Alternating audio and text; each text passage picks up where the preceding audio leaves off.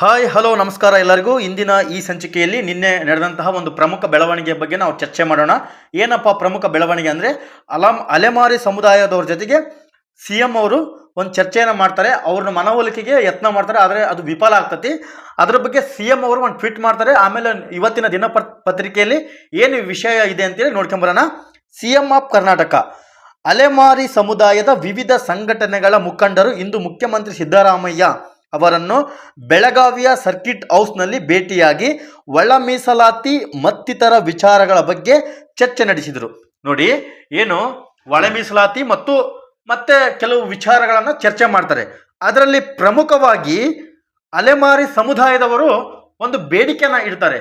ಆ ಬೇಡಿಕೆ ಏನು, ಅದಕ್ಕೆ ಸರ್ಕಾರ ಏನು ಅದಕ್ಕೆ ಸೂಚನೆ ಕೊಡ್ತು, ಸಿ ಎಂ ಅವರ ಅಭಿಪ್ರಾಯ ಏನಂತೇಳಿ ತಿಳ್ಕೊಂಬರೋಣ.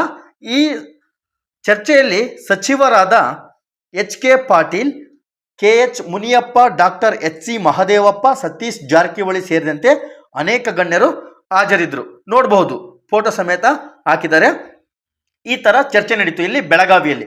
ಯಾಕೆ ಬೆಳಗಾವಿಯಲ್ಲಿ ನಡೀತು ಅಂದರೆ, ಬೆಳಗಾವಿ ಅಧಿವೇಶನ ಏನೋ ಶುರುವಾಗಿದೆ. ಹಾಗಾಗಿ ಏನೇ ಚರ್ಚೆ ನಡೆದ್ರು, ಏನೇ ಮಂಡನೆ ಆದರೂ ಕೂಡ ಬೆಳಗಾವಿಯಲ್ಲಿ ಮಂಡನೆ ಆಗಬೇಕು. ಹಾಗಾಗಿ ಈ ಬೆಳಗಾವಿಯಲ್ಲಿ ನಡೀತು. ಬನ್ನಿ ಏನಂತ ನೋಡೋಣ. ವಿಜಯವಾಣಿ ದಿನಪತ್ರಿಕೆಯಲ್ಲಿ ಬಂದಂಥ ಸುದ್ದಿ, ಅಲೆಮಾರಿಗಳ ಮನವೊಲಿಕೆಗೆ ಯತ್ನ. ಅಲೆಮಾರಿಗಳ ಮನವೊಲಿಕೆಗೆ ಯತ್ನ, ಆದರೆ ವಿಫಲಗೊಳ್ತತಿ. ಯಾಕೆ ವಿಫಲಗೊಳ್ತತಿ, ಅಲೆಮಾರಿಗಳ ಬೇಡಿಕೆ ಏನು ಅಂತೇಳಿ ನೋಡ್ಕೊಂಬರೋಣ. ಪರಿಶಿಷ್ಟ ಜಾತಿ ಮೀಸಲು ವರ್ಗೀಕರಣಕ್ಕೆ ಎದುರಾಗಿರುವ ತಕರಾರು ಇತ್ಯರ್ಥಕ್ಕೆ ಸಿಎಂ ಸಿದ್ದರಾಮಯ್ಯ ಹಾಗೂ ಸಚಿವರು ನಡೆಸಿದ ಅಲೆಮಾರಿ ಸಮುದಾಯಗಳ ಮನವೊಲಿಕೆಗೆ ಪ್ರಯತ್ನ ಯಶಸ್ವಿ ಆಗಲಿಲ್ಲ.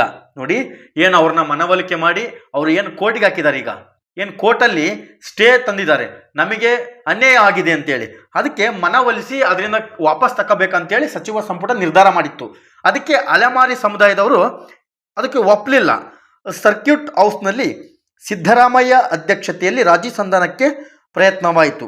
ಅಲೆಮಾರಿಗಳಿಗೆ ವಿಶೇಷ ಆರ್ಥಿಕ ಪ್ಯಾಕೇಜ್, ಪ್ರತ್ಯೇಕ ಅಭಿವೃದ್ಧಿ ನಿಗಮ ರಚನೆ ಭರವಸೆ ಪುನರ್ ಉಚ್ಚರಿಸಿದರು ಸಿ ಎಂ ಅವರು. ನನ್ನ ಮೇಲೆ ವಿಶ್ವಾಸವಿಟ್ಟು ತಕರಾರು ಅರ್ಜಿ ವಾಪಸ್ ಪಡೆಯಿರಿ ಎಂದರು. ಯಾವ ತಕರಾರು ಅರ್ಜಿ ಅಂದರೆ, ಏನು 665 ಏನು ಮೀಸಲಾತಿಯನ್ನು ಹಂಚಿಕೆ ಆಯಿತೋ ಅಲ್ಲಿ ನಮಗೆ ಅನ್ಯಾಯ ಆಗಿದೆ ಅಂತೇಳಿ ಅಲೆಮಾರಿ ಸಮುದಾಯದವರು ಕೋರ್ಟಿಗೆ ಒಂದು ಸ್ಟೇನ ಕೊಡ್ತಾರೆ. ಕೋರ್ಟ್ ಸ್ಟೇ ತಂದಿದೆ, ಈಗ ಸ್ಟೇ ಮಾಡಿದೆ ಒಳ ಮೀಸಲಾತಿಗೆ.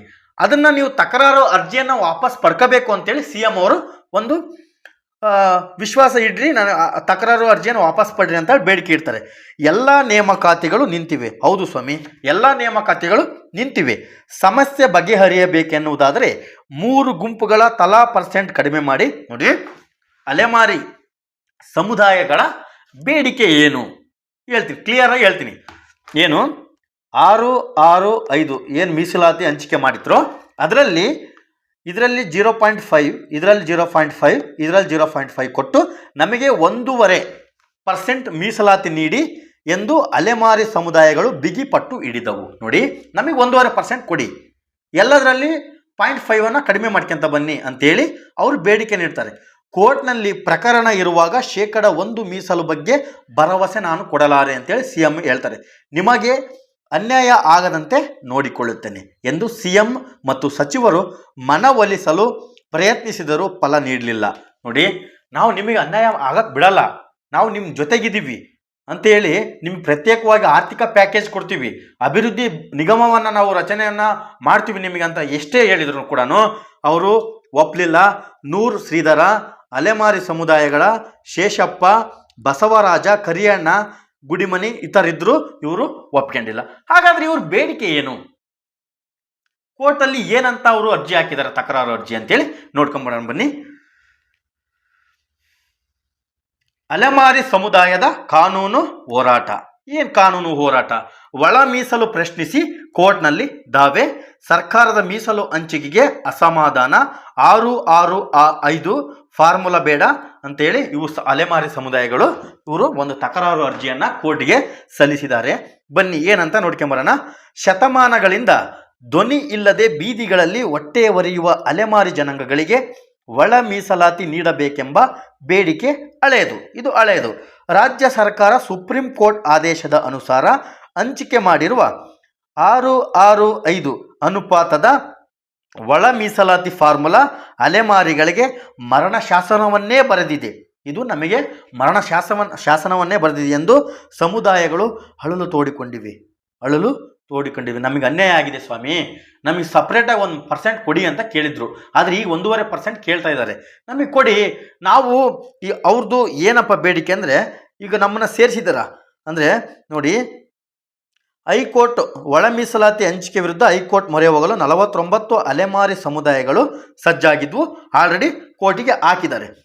ಸಮಾನರ ಜೊತೆ ಸಮಾನರು ಹಂಚಿಕೊಳ್ಳಬೇಕು, ಸಮಾನರ ಜೊತೆ ಅಸಮಾನರು ಸ್ಪರ್ಧಿಸಲು ಆಗುವುದಿಲ್ಲ ಎಂಬುದು ಸಂವಿಧಾನದಲ್ಲಿ ಮೀಸಲಾತಿಗಾಗಿ ಉಲ್ಲೇಖಿಸಿದ ಮೂಲಭೂತ ಪರಿಕಲ್ಪನೆ. ಏನಪ್ಪ ಇವರು ಸಮಾನರ ಜೊತೆ ಅಸಮಾನರು ಸ್ಪರ್ಧಿಸಲು ಆಗುವುದಿಲ್ಲ ಅಂತೇಳಿ ಯಾಕೆ ಹೇಳಿದ್ದಾರೆ ಅಂದರೆ, ಲಂಬಾಣಿ, ಬೋವಿ, ಕೊರಚರ ಜೊತೆಗೆ ಅತ್ಯಂತ ಆಸಕ್ತವಾಗಿರುವ 49 ಅಲೆಮಾರು ಸಮುದಾಯಗಳನ್ನು ಸ್ಪರ್ಧೆಗೆ ನಿಲ್ಲಿಸಿದರೆ ಇದು ನ್ಯಾಯವೇ ಅಂತೇಳಿ ಅವ್ರು ಕೇಳಿದ್ದಾರೆ. ನೋಡಿ, ಲಂಬಾಣಿ, ಕೊರಚ ಮತ್ತು ಬೋವಿ ಇವರು ಸ್ವಲ್ಪ ಎಜುಕೇಷನಲ್ಲಿ ಫಾರ್ವರ್ಡ್ ಇದ್ದಾರೆ. ಅವ್ರ ಜೊತೆಗೆ ನಮ್ಮನ್ನು ಕಾಂಪಿಟೇಷನ್ ನೀವು ಬಿಟ್ಟರೆ ಅದು ನಿಮಗೆ ನ್ಯಾಯ ಅನ್ನಿಸ್ತಾ ಇದೆಯಾ? ನಮ್ಮಲ್ಲಿ ಯಾರಾದರೂ ಜಾಬ್ ತಗೊಂತಾರ, ನೌಕರಿ ಹಿಡಿತಾರಾ ಅಂತೇಳಿ ಅವರು ಅಳಲು ತೋಡ್ಕೊಂಡು ಅವರು ಕಷ್ಟನ ಅವ್ರು ಹೇಳ್ಕೊಂಡಿದ್ದಾರೆ. ಎಲ್ಲ 49 ಸಮುದಾಯಗಳವರು ಚರ್ಚೆ ನಡೆಸಿದ್ದಾರೆ. ಏನು ತೀರ್ಮಾನ ಏನಂತಂದರೆ, ವಿಶೇಷ ಪ್ಯಾಕೇಜ್ ಘೋಷಣೆ ಮಾಡಬೇಕಂತ ಆಗಿತ್ತು. ಓಕೆ, ಅದು ವಿಶೇಷ ಪ್ಯಾಕೇಜು ಸರ್ಕಾರ 50 ಕೋಟಿ ರೂಪಾಯಿ ವಿಶೇಷ ಕಲ್ಯಾಣ ನಿಧಿಗೆ ಪ್ಯಾಕೇಜ್ ನೀಡಲು ಚಿಂತನೆ ನಡೆಸಿತ್ತು.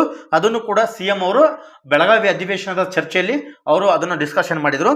ಸರ್ಕಾರದ ತೀರ್ಮಾನ ಬಳಿಕ ನ್ಯಾಯಾಧೀಶ ನಾಗಮೋಹನ್ ದಾಸ್ ಅವರು ಮೌನ. ಸತತ 9 ತಿಂಗಳು ಒಳ ಮೀಸಲಾತು ಸಿದ್ಧಪಡಿಸಲು ನ್ಯಾಯಾಧೀಶರು ನಾಗಮೋಹನ್ ದಾಸ್ ಅವರು ನಯಾ ಪೈಸೆ ಪಡೆಯದೆ ಕೆಲಸ ಮಾಡಿದರು. ಸರ್ಕಾರದ ತೀರ್ಮಾನದ ಬಳಿಕ ಸರ್ಕಾರ ನಿಲುವನ್ನು ಸ್ವಾಗತಿಸುವುದಿರಲಿ, ಒಂದೇ ಒಂದು ಅಭಿಪ್ರಾಯವನ್ನು ಕೂಡ ನಾಗಮೋಹನ್ ದಾಸ್ ಅವರು ಹೊರ ಹಾಕಿಲ್ಲ. ಈ ಬಗ್ಗೆ ಸಂಯುಕ್ತ ಕರ್ನಾಟಕ ಪ್ರತಿಕ್ರಿಯೆ ಕೇಳಿದಾಗ, ಸದ್ಯಕ್ಕೆ ನಾನು ಯಾವುದೇ ಅಭಿಪ್ರಾಯ ಹೇಳಲು ಇಷ್ಟಪಡುವುದಿಲ್ಲ ಎಂದಷ್ಟೇ ಹೇಳಿದ್ದಾರೆ. ಯಾರು? ನಾಗಮೋಹನ್ ದಾಸ್ ಅವರು ಇದಕ್ಕೆ ಈ ಥರ ಉತ್ತರ ಕೊಟ್ಟಿದ್ದಾರೆ.